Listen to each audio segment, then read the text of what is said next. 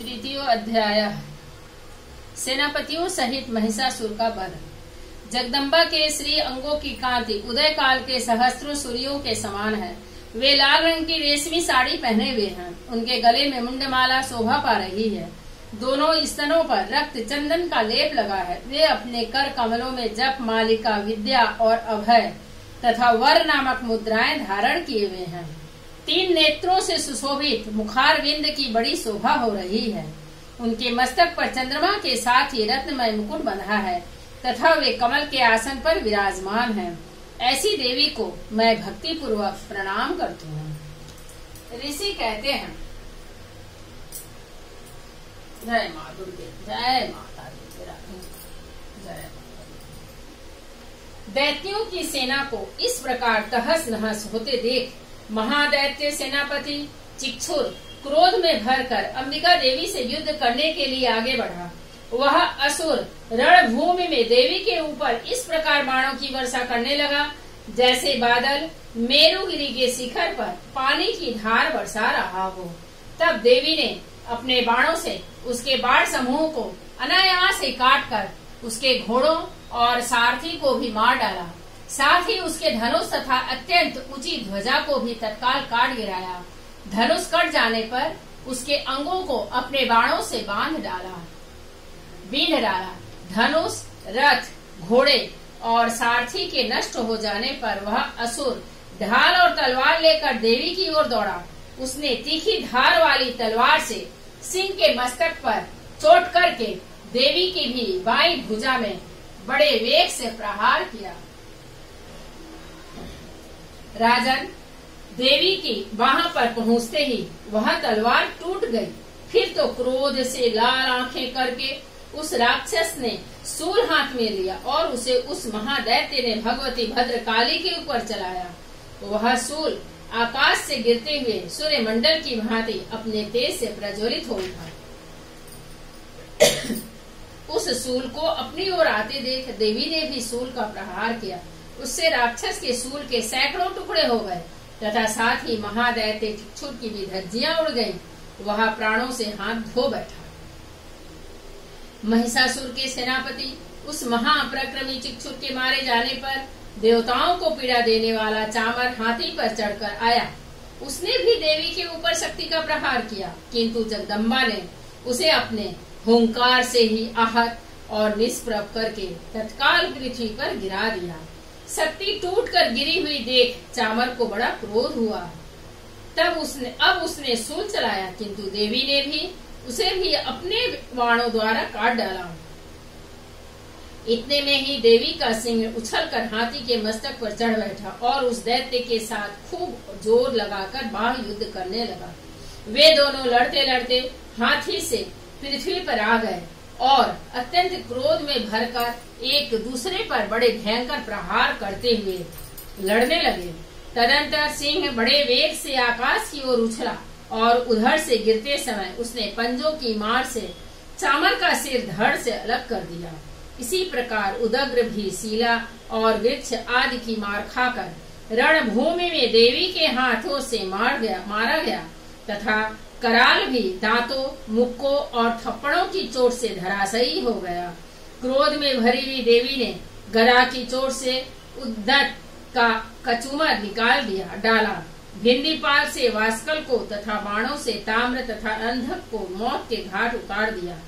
3 नेत्रों वाली परमेश्वरी ने त्रिशूल से उग्रास से उग्र, वीर तथा महाहनु नामक दैत्यों को मार डाला। तलवार की चोट से बिडाल के मस्तक को धड़ से काट गिराया। दुर्धर और दुर्मुख इन दोनों को भी अपने बाणों से यमलोक भेज दिया। इस प्रकार अपनी सेना का संहार होता देख महिषासुर ने भैंसे का रूप धारण करके देवी के गढ़ों को त्रास देना आरंभ किया। किन्हीं को थुथुन से मारकर, किन्हीं के ऊपर खुरों का प्रहार करके, किन्हीं को पूंछ से चोट पहुंचाकर, कुछ को सिंगों से विदीर्ण करके, कुछ गढ़ों को वेग से, किन्हीं को सिंहनाद से, कुछ को चक्कर देकर और कितनों को निःश्वास वायु के झोंके से धराशायी कर दिया। इस प्रकार गणों की सेना को गिराकर वह असुर महादेवी के सिंह को मारने के लिए झपटा। इससे जगदम्बा को बड़ा क्रोध हुआ। उधर महाप्रक्रमी महिषासुर भी क्रोध में भरकर धरती को खूनों से खोदने लगा तथा अपने सिंगों से ऊंचे ऊंचे पर्वतों को उठाकर फेंकने और गरजने लगा। उनके वेग से चक्कर देने के कारण पृथ्वी क्षुब्ध होकर फटने लगी। उसकी पूंछ से टकराकर समुद्र सब ओर से धरती को डुबाने लगा। हिलते हुए सिंगों के आघात से विलीन होकर बादलों के टुकड़े टुकड़े हो गए। उसके श्वास की प्रचंड वायु के वेग से उड़े हुए सैकड़ों पर्वत आकाश से गिरने लगे। इस प्रकार क्रोध में भरे हुए उस महादैत्य को अपनी ओर आते देख चंडिका ने उसका वध करने के लिए महान क्रोध किया। उन्होंने पास फेंक कर उस महान असुर को बांध लिया। उस महासंग्राम में बध जाने पर उसने भैंसे का रूप त्याग दिया और तत्काल सिंह के रूप में वह प्रकट हो गया। उस अवस्था में जगदम्बा ज्यों ही उसका मस्तक काटने के लिए उद्यत हुई, त्यों ही वह खड्गधारी पुरुष के रूप में दिखाई देने लगा। तब देवी ने तुरंत ही बाणों की वर्षा करके ढाल और तलवार के साथ उस पुरुष को भी बींध डाला। इतने में ही वह महान गजराज के रूप में परिणत हो गया तथा अपनी सूंड से देवी के विशाल सिंह को खींचने और गरजने लगा।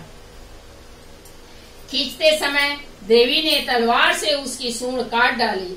तब उस महादैत्य ने पुनः भैंसे का शरीर धारण कर लिया और पहले की ही भांति चराचर प्राणियों सहित तीनों लोकों को व्याकुल करने लगा।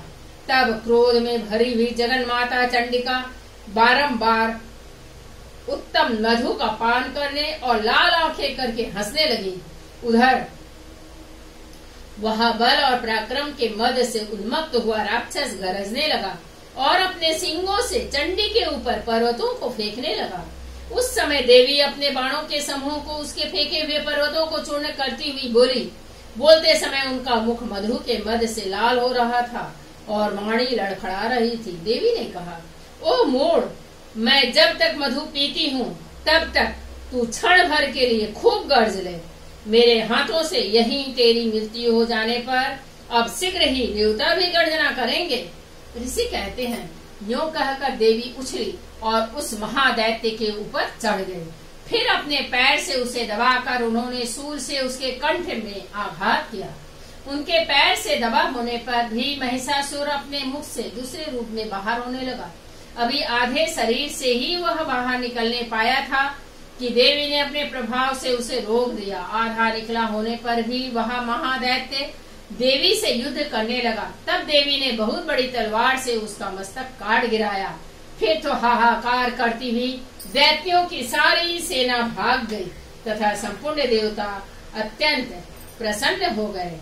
देवताओं ने दिव्य महर्षियों के साथ दुर्गा देवी का स्तवन किया। गंधर्वराज गाने लगे तथा अप्सराएं नृत्य करने लगी। इस प्रकार श्री मार्कंडेय पुराण में सावर्णिक मनवंतर की कथा के अंतर्गत देवी महात्म्य में महिषासुर वध नामक तीसरा अध्याय पूरा हुआ।